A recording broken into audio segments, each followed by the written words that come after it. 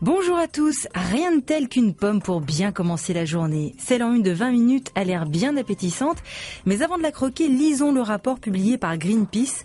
Selon l'association, les vergers de pommiers seraient massivement contaminés par les pesticides et 70% de ces produits présenteraient une toxicité globale élevée pour la santé humaine. Les exploitants agricoles se défendent. Oui, il faut tendre vers le zéro pesticide, mais aujourd'hui, ce n'est pas possible, confie l'une d'eux.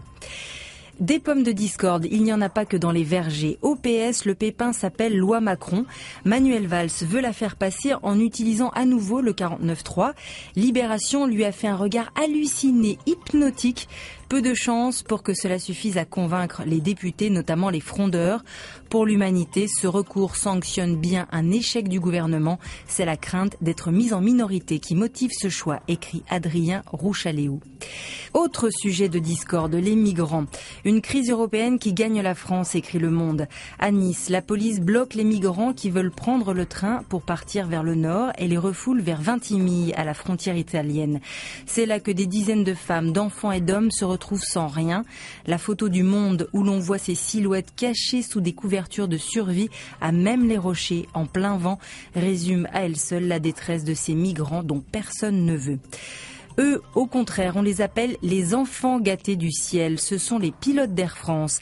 Mais les enfants gâtés, ça finit par agacer. Alors la compagnie a décidé de les attaquer en justice. Du jamais vu, soulignent les Échos. En cause, le non-respect des engagements pris lors d'accords signés en 2012. Les pilotes n'auraient réalisé que 67% des efforts demandés, contre 100% pour les personnels au sol. Cette décision ne va pas faciliter le dialogue social, d'autant qu'Air France va annoncer de nouvelles mesures de réduction des coûts. Réduire les coûts, c'est ce que devait permettre l'ouverture à la concurrence des marchés du gaz et de l'électricité. C'était en 2007. 8 ans plus tard, le bilan est très mitigé. Comme le souligne aujourd'hui en France, les tarifs réglementés de l'énergie ont bondi d'au moins 40% et les litiges avec certains fournisseurs se multiplient. Leurs pratiques commerciales sont parfois peu recommandables, soit dans la façon de faire signer les contrats, soit dans le contenu des factures. Si on peut s'étrangler en découvrant sa note d'électricité, on peut aussi s'étouffer en lisant les fautes d'orthographe de nos chères têtes blondes. Le Figaro évoque l'orthographe, cette grande oubliée du bac.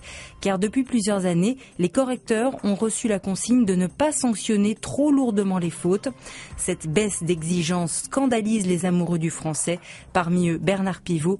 Un devoir criblé de fautes d'orthographe ou de syntaxe, c'est comme un visage abîmé par des verrues, écrit le journaliste académicien. Mais pire peut-être que les fautes d'orthographe, il y a les fautes de goût. Que penser de cette campagne d'une association de défense des animaux? Elle met en scène l'ex-call-girl et désormais mannequin Zaya, qui affiche, je cite, ses morceaux de viande, le tout pour prôner le végétarisme. Avec ou sans viande, mais si possible avec des pommes sans pesticides, on vous souhaite une très belle journée. À demain.